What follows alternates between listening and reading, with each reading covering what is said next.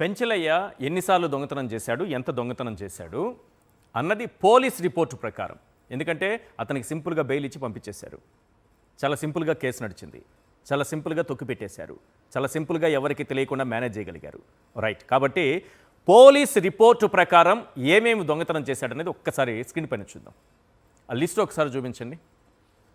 కంటికి కనిపిస్తున్నది చూసుకోండి సార్, ఒకసారి చదువుకోండి, మీరే చదువుకోండి. చాలా ఉన్నాయి. బంగారు బిస్కెట్, బంగారు కటింగ్ బిస్కెట్, బంగారు కటింగ్ బిస్కెట్ 45 గ్రాములు, అవన్నీ గ్రాములు పక్కనున్నవన్నీ. బంగారు ముక్క 13 గ్రాములు, బంగారు ముక్క 2 గ్రాములు, బంగారు రౌండ్ ముక్క 1.5, బంగారు నాణ్యం 10 గ్రాములు, 2 బంగారు నాణ్యాలు 6 గ్రాములు, ఒక విదేశీ బంగారు నాణ్యం 8 గ్రాములు, బంగారు గాజులు 4 55 గ్రాములు, బంగారు మామిడి పిందెల గొలుసంట 32 గ్రాములు, బంగారు తాళి 40, బంగారు గాజులు 4 49. చాలా పెద్ద స్థాయిలోనే చేశారు. 7 కొండలవాడి సాక్షిగా నిజం చెప్పాలంటే వీళ్ళ దర్యాప్తు సరిగా సాగిందా లేదా, 7 అంశాల ప్రాతిపదికన సాగి ఉంటేనే ఇది నిజంగా పూర్తి స్థాయిలో దర్యాప్తు జరిగినట్టు. లేకపోతే దీని వెనుక ఉన్నటువంటి గోల్డ్ బాబులు ఎవరో తేలాల్సిన అవసరం ఉంటుంది. 7 ప్రశ్నలు ఉన్నాయి సార్. ఎన్నిసార్లు దొంగతనం చేశాడు, ఎంత దొంగతనం చేశాడు, క్వశ్చన్ నెంబర్ 1. నెంబర్ 2, పెంచలయ్య ఒక్కడేనా, ఒక ముఠా ఉందా, ఉంటే ఆ ముఠాలో ఎంతమంది ఉన్నారు. నెంబర్ 3, ముఠా సభ్యులు ఒక్కొక్కరు ఎంత దోచుకున్నారు. నెంబర్ 4, వీరికి సహకరించిన వారు ఎవరు. నెంబర్ 5, వారికి వచ్చినటువంటి వాటా ఎంత. నెంబర్ 6, కింది స్థాయిలోనే జరిగిందా, పై స్థాయిలో కూడా ఇందులో ఉన్నారా, ఇన్వాల్వ్ అయి ఉన్నారా, ఉంటే నెంబర్ 7, వాళ్ళు ఎవరు. వెంకటరెడ్డి గారు, ఈ 7 అంశాల ప్రాతిపదిక విచారణ జరపకుండా ఎలా మేనేజ్ చేశారు, ఎందుకు మేనేజ్ చేశారు? మళ్ళీ క్వశ్చన్ చెప్తున్నా, ఎలా మేనేజ్ చేశారు, ఎందుకు మేనేజ్ చేశారు? ఈశ్వర్ గారు, ముందుగా మీకు ప్యానెల్లో ఉన్న అందరికీ, సాక్షి టీవీ ప్రేక్షకులందరికీ నమస్కారాలు. దానిలోకి వెళ్లే ముందు ఒక చిన్న మాట, చంద్రబాబు నాయుడు గారు ఎలా మేనేజ్ చేశారనేది అడిగారు కాబట్టి, జగన్మోహన్ రెడ్డి గారు చేసినటువంటి మంచిని తన ఖాతాలో వేసుకొని క్రెడిట్ చోరీ చేస్తాడు, ఇది ఒక రకం. 2, చంద్రబాబు నాయుడు గారు చేసినటువంటి చండాల పనుల్ని, ఆయన చేసే దుర్మార్గాలన్నింటినీ జగన్మోహన్ రెడ్డి గారి మీద, జగన్మోహన్ రెడ్డి గారి ప్రభుత్వం మీద నెడతాడు. ఎందుకు నేను ఈ మాట చెప్తా ఉన్నానంటే, తిరుమల లడ్డులో కల్తీ నెయ్యి అనేది చంద్రబాబు నాయుడు గారు హయాంలోనే కలిసి వాడారు అనేది చంద్రబాబు నాయుడు గారికి తెలుసు. అవును. ఎందుకు ఏఆర్ డైరీ ద్వారా సప్లై చేసిన నెయ్యిని రిజెక్ట్ చేసి మళ్ళీ ఏదైతే వైష్ణవి డైరీ అలియా సంగం డైరీ ద్వారా వాడారో అది ఆగస్టు నెలలో. కానీ చంద్రబాబు నాయుడు గారు స్టేట్మెంట్ ఇచ్చింది ఎప్పుడు, సెప్టెంబర్ నెలలో. అంటే కల్తీ ఆయన చేసి దాన్ని జగన్ గారి మీద నెట్టే ప్రయత్నం చేశాడు. ఇది పాయింట్ నెంబర్ 1. 2, పరకామణిలో చోరీ జరిగింది, ఏదైతే కోట్లాది రూపాయల సొమ్ముని చోరీ చేయించారు అనేది తెలిసి మళ్ళీ దాన్ని జగన్మోహన్ రెడ్డి గారి మీద నెట్టే ప్రయత్నం చేసి, అప్పుడు ఏదో 70,000 రూపాయలు జరిగితే దాన్ని అసలు ఈ భూమండలం మొత్తం బద్దనైనట్టుగా అది ఒక పెద్ద రాద్ధాంతం చేసి, అసలు ఏంటి ఇలాంటి ఎప్పుడన్నా చూసామా అని చెప్పి నంగనాచి మాటలు మనం మాట్లాడి చూసాం. అంటే ఇక్కడ 2 అంశాలను మీరు కంపేర్ చేయాలి. ఆయనకు తెలుసు ముందే, ఆయనకు తెలిసే ఇవన్నీ చేస్తూ ఉంటాడు, పక్కనాల మీద నెట్టం. ఇప్పుడు ఇక్కడ మనం తీసుకున్నాం, ఒక పెంచలయ్యదే తీసుకుందామా, లేదంటే చెన్నైలో ఉన్న కృష్ణకుమార్ తీసుకున్నామా, లేదంటే ఇలాంటి పెంచలయ్యలు, ఇలాంటి కృష్ణకుమారులు, వీళ్ళ వెనకాల ఉన్నటువంటి అసలైనటువంటి ఏదైతే పాత్రదారులు, అసలైనటువంటి దీనికి రూపకల్పన చేసినటువంటి ఎవరైతే ఈ పాత్రదారులను క్రియేట్ చేసినటువంటి సూత్రధారుల గురించి తెలుసుకుందామా సార్. ఒక్కసారి దొంగతనం చేస్తే పట్టుకోలేదు అనుకోవచ్చు, 24 సార్లు దొంగతనం చేస్తే పట్టుకోకుండా ఉన్నారంటే అసలు ఇక్కడ వ్యవస్థ ఉన్నట్టా లేనట్టా? అంటే వ్యవస్థ ఉండి ఏదైతే 24 సార్లు దొంగతనం చేసినా పెంచలయ్య అతను వదిలేశారంటే దీని వెనకాల ఎంతమంది ఉన్నారు, ఎంతమంది మీరన్న బందిపోటు దొంగలు ఉన్నారో ఆ దొంగల ముఠా ఉంది. ఎందుకంటే ఒక వ్యక్తి ₹1,00,00,000 బంగారాన్ని అతను దొంగతనం చేశాడు అని అంటే అది ఒక్క రోజులో జరిగేటటువంటి పని కాదు, దఫాలుగా జరిగింది. ఆ ₹1,00,00,000 బంగారమైనా ఇంకా ఎక్కువ ఉంటే కేవలం ₹1,00,00,000 చూపించారా? ఎందుకంటే అతనికి ఆల్రెడీ చెన్నైలో 40 కోట్ల విలువైనటువంటి బిల్డింగ్ ఉందనేది ఒకటి వస్తుంది. రెండవది, ఎవరైతే మీరు ఆ పెంచలయ్యకి ఏర్పేడు నుంచి వెంకటగిరి వెళ్ళేటటువంటి దారిలో మల్లవరం అని వస్తుందండి సార్, వెంకటగిరి దగ్గరలో. ఆ మల్లవరం దగ్గర ఏదైతే కొన్ని ఎకరాల పొలాల్ని రాయించుకున్నారో ఇతని చేత అనేది కూడా మనకు వస్తున్నటువంటి సమాచారం. నేను మళ్ళీ చెబుతున్నా, మల్లవరం అనేటటువంటి గ్రామం దగ్గర ఈ పెంచలయ్యకి సంబంధించినటువంటి పొలాలను కూడా రాయించుకున్నారు అనేది. ఎందుకంటే ఈరోజు తిరుమలలో త్రిబులార్ నడుస్తుంది. మామూలుగా మన సినిమాలో త్రిబులార్ చూస్తాం కదా, అది బాగా సూపర్ హిట్ త్రిబులారు. ఇక్కడ ఈ త్రిబులారు ఏదైతే తిరుపతిని నాశనం చేస్తా ఉన్నారు. ఎవరు ఆ త్రిబులార్ అంటే చంద్రబాబు నాయుడు గారు నియమించుకున్నటువంటి ఏఈఓ రామకృష్ణ గుడిలో ఉంటాడు. ఒక ఆర్ అంటే రామకృష్ణ ఏఈఓ, ఇంకో ఆర్ అంటే రామ్ కుమార్, అతను విజిలెన్స్ ఆఫీసర్ విజిఓ, ఇంకొక ఆర్ అంటే రామచంద్రరావు, అతను జేఈఓ ఆఫీస్లో సూపరింటెండెంట్. ఇలా ముగ్గురు ఒకటే సామాజిక వర్గానికి సంబంధించినటువంటి వ్యక్తులు. చంద్రబాబు నాయుడు గారు సామాజిక వర్గం వాళ్ళని అక్కడ నియమించుకొని చంద్రబాబు నాయుడు గారు ఈరోజు చంద్రబాబు నాయుడు గారు కూటమి ప్రభుత్వం తిరుమలని భ్రష్టు పట్టించడానికి ఈ ముగ్గురు అక్కడ నియమించుకున్నారు. ఎందుకంటే ఈ విజిలెన్స్ ఆఫీసర్ ఎవరైతే ఉన్నారో విజిలెన్స్ ఆఫీసర్గా ఉన్నటువంటి రామ్ కుమార్, ఈ రామ్ కుమారే ఇతను విచారణ చేశారు. ఈ రామ్ కుమార్ ఆధ్వర్యంలోనే ఇదంతా తప్పుదోవ పట్టింది. వాళ్ళు అతనికి బెయిల్ రావడానికి సహకరించింది ఇతనే అని మనకున్నటువంటి సమాచారం. మరి నిజంగా అతను 24 సార్లు దొంగతనం చేస్తే ఆ దొంగతనం కూడా ఎంత వెరైటీగా పట్టుకున్నారంటే ఒకసారి నేను చదువుతాను. అక్కడ తిరుమలలో పరకామణిలో మొదటి అంతస్తు నుంచి పైన ఉన్న మరో అంతస్తుకు ట్రాలీలో వస్తువులను తీసుకెళ్లే సమయంలో బంగారు వస్తువులు ఉన్న ట్రే వద్దకు వెళ్ళి వచ్చాడంట అతను. అందుకని అనుమానం వచ్చి పట్టుకున్నారంట. డైరెక్ట్ గా దొంగతనాలు చేస్తుంటే పట్టుకోలే, ఏదో ట్రే దగ్గరికి వెళ్ళొస్తే పట్టుకున్నారంట. అంటే ఆల్రెడీ అప్పటిదాకా చేయించారు ఇతనితో. దీని మరి ఆ రోజు మరి ఆఫీసర్ ఎవరి ఆధ్వర్యంలో దొరికిందో, ఇది మాఫీ చేసిన ఆఫీసర్ అయితే అతను విజిఓగా ఉన్నటువంటి విజిలెన్స్ ఆఫీసర్ రామ్ కుమార్, వాళ్ళ కింద ఎవరు సురేంద్ర సంథింగ్ ఉన్నారని అంటున్నారు. సో వీళ్ళందరినీ అడ్డం పెట్టి చేశారని అతను ఇప్పుడు వీఆర్లోకి కూడా వెళ్ళిపోయాడు, ప్రజెంట్ లేడని అంటున్నారు.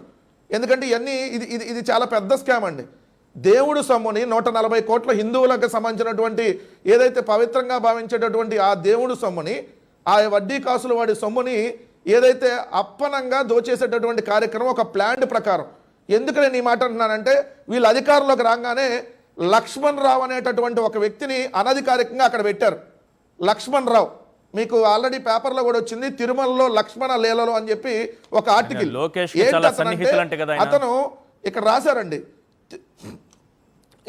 లోకేష్కి సన్నిహితంగా ఉండేటటువంటి ఆ లక్ష్మణ్ రావు టీటీడీకి సంబంధించిన ప్రతి విషయంలో ఎంతో గోప్యంగా భద్రంగా ఉండాల్సినటువంటి దాన్ని లక్ష్మణ్ రావు అనే అతనికి ప్రత్యేక బాధ్యతలు అప్పగించి అతనికి ఎక్కడ పోస్టింగ్ ఇవ్వాల, ఓన్లీ బాధ్యతలు అప్పచెప్పారు.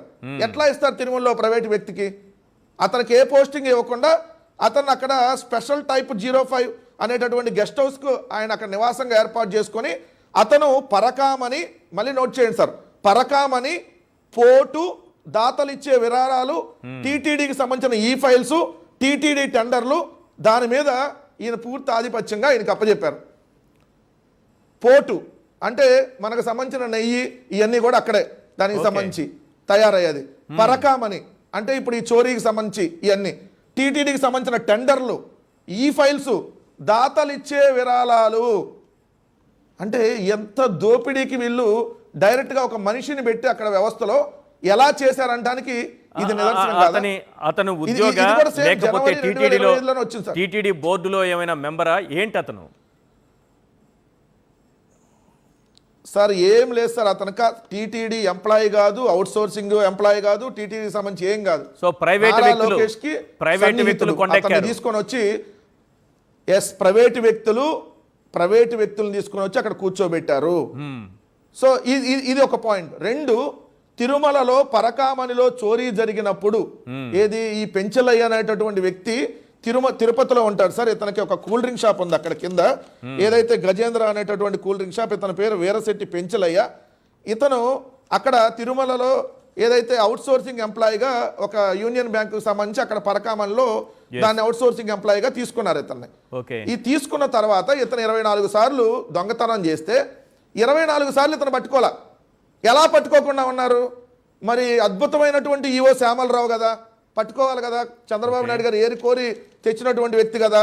రెండోది, చంద్రబాబు నాయుడు గారు ఏరి కోరి తెచ్చినటువంటి ఏదైతే అదనపు ఈవో వెంకయ్య చౌదరి కదా. చంద్రబాబు నాయుడు గారు ఏరి కోరి తెచ్చినటువంటి బొంకు రంకు నాయుడు అలియాస్ బిఆర్ నాయుడు కదా చైర్మన్. మరి ఆంధ్రప్రదేశ్ రాష్ట్ర ముఖ్యమంత్రిగా చంద్రబాబు నాయుడు గారే స్వయంగా తిరుమల ప్రతిష్టను కాపాడుతాను, నా ఇలవేల్పు వెంకటేశ్వర స్వామి అని చెప్తున్నారు కదా. మరి 24 సార్లు దొంగతనం చేస్తే ఏ గుడ్డిగాడికి పళ్ళు దొంగతా కూర్చున్నారు అంటే వీళ్ళకి ఆల్రెడీ ఈ విషయాలన్నీ తెలుసు. ఇది ఒక్కటే కాదు సార్. రెండో అంశం, చెన్నైలోని ఏదైతే తిరుమల తిరుపతి దేవస్థానానికి సంబంధించి కృష్ణకుమార్ అనేటటువంటి ఒక సీనియర్ అసిస్టెంట్ $87,21,000 రూపాయలకు సంబంధించినటువంటి 950 $100 విదేశీ కరెన్సీ. ఒక్కొక్క డాలర్ అంటే $100, అది $100 ఇంటూ 950 విదేశీ కరెన్సీ అంటే 87,21,000 రూపాయలు అతను ఎప్పుడు 2024 అక్టోబర్ 6లో చెన్నైలోని తిరుమల తిరుపతి దేవస్థానాల్లో అక్కడ దొంగతనం జరిగితే అతని మీద ఎఫ్ఐఆర్ కట్టింది మార్చి 14, 2025 అక్టోబర్లో దొంగతనం చేస్తే, అక్టోబర్ 2024 దొంగతనం చేస్తే మార్చిలో ఎఫ్ఐఆర్ కట్టారు. అది కూడా 87 లక్షలు దొంగతనం చేస్తే 6,74,000 రూపాయలు కట్టారు. అంటే ఇతను ఎంత కుంభకోణం ఇది. అసలు ఇది కోటి రూపాయలు సార్, ఒక పెంచలయ్య కోటి రూపాయలతోనో ఒక కృష్ణకుమార్ కోటి రూపాయలతోనో వెళ్ళింది కాదు ఇది.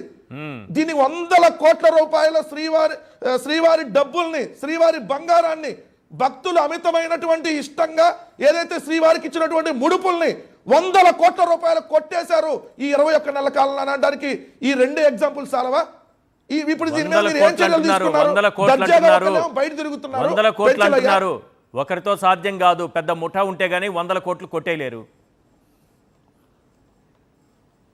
అదే సార్ నేను అంటుంది, ఈఓ ఉండగా, చైర్మన్ ఉండగా, ముఖ్యమంత్రి ఉండగా, అదనపు ఈఓ ఉండగా, తిరుమలలో ఇంత పటిష్టమైనటువంటి భద్రత ఉండగా జగన్మోహన్ రెడ్డి గారు తీసుకొని వచ్చినటువంటి ఆ పరకామని అత్యంత ఏదైతే సీసీటీవీ ఫుటేజ్లు, అదేవిధంగా దానికి సంబంధించినటువంటి స్ట్రాంగ్ రూమ్లు అంత భద్రంగా 23 కోట్ల రూపాయలతో జగన్మోహన్ రెడ్డి గారు కట్టించినటువంటి అక్కడ ఇలాంటి చోరీలు ఇప్పుడు వీళ్ళు చేస్తున్నారంటే ఖచ్చితంగా ఇది ముఠా, ఇది చంద్రబాబు నాయుడు గారి బందిపోటుల ముఠా తిరుమల దేవస్థానం మీద కన్నేసింది.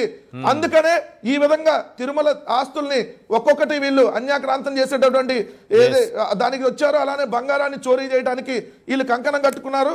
దీని మీద ఖచ్చితంగా విచారణ జరగాలి సార్. ఎందుకంటే ఇప్పుడు మొత్తం వాళ్ళు టీటీడీ ఇప్పుడు ప్రకటించాలి, సుప్రీంకోర్టు న్యాయమూర్తి ఆధ్వర్యంలో ఒక విచారణ కమిటీ రావాలి. ఎందుకంటే ఇది ఆంధ్రప్రదేశ్లో రాష్ట్రానికో ఒక తిరుమలకో సంబంధించిన అంశం కాదు. ఇది 140 కోట్ల హిందూ భక్తులకు సంబంధించినటువంటి అంశం, వాళ్ళ ఆస్తులకు దేవుడి ఆస్తులకు సంబంధించిన విషయం. దీని మీద సుప్రీంకోర్టుకు సంబంధించినటువంటి ఏదైతే జడ్జి విచారణలో ఒక కమిటీ వేసి అసలు తిరుమలలో పరకామణలో ఎంత ఉంది, ఎంతెంత విరాళాలు ఎప్పుడెప్పుడు వచ్చినాయి, ఎంత అసలు మిస్యూజ్ అయ్యింది, మొత్తం ఇది విచారణ జరగాలి. నాట్ ఓన్లీ పరకామన్ సార్, ఆస్తులు, టీటీడీ ఆస్తులకు సంబంధించి కూడా.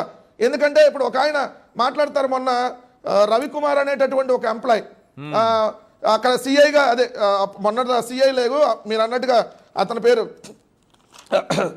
సతీష్ కుమార్, ఏవిఎస్ఓగా పనిచేశాడు, తర్వాత రైల్వే డిపార్ట్మెంట్ సిఐ అయ్యాడు.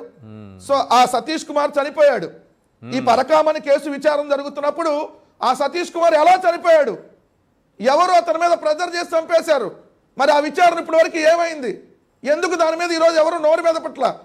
ఖచ్చితంగా జరగాలి కదా. ఎందుకంటే అతను దొంగను పట్టుకుంది, అతని మీద విపరీతమైన ప్రెజరు ఈ ప్రభుత్వం తెచ్చింది. అతను చనిపోయాడు ఈరోజు. అతను చనిపోవడానికి కారణం ఎవరు? అట్లానే ఇప్పుడు రేపొద్దున ఇప్పుడు ఎవరైతే ఇతను పట్టుకున్నాడు ఈ అధికారి కూడా రేపొద్దున బతుకుంటాడని గ్యారంటీ ఉందా? ఎందుకంటే ఈ ప్రభుత్వం అనేక మందిని చంపుతా ఉంది డైరెక్ట్ గానే. మరి వీళ్ళ బండారం బయటకు రాకుండా ఉండటం కోసం, దీని వెనకాల ఉన్నటువంటి ఆ పెద్ద దొంగలు ఎవరో బయటకు రాకుండా ఉండటం కోసం వీళ్ళు ఇంకా ఎన్ని గురాలు చేశారో ఖచ్చితంగా దీని మీద అందుకనే విచారణ జరగాలని చెప్పి వైఎస్ఆర్ కాంగ్రెస్ పార్టీ కోరుకుంటుంది.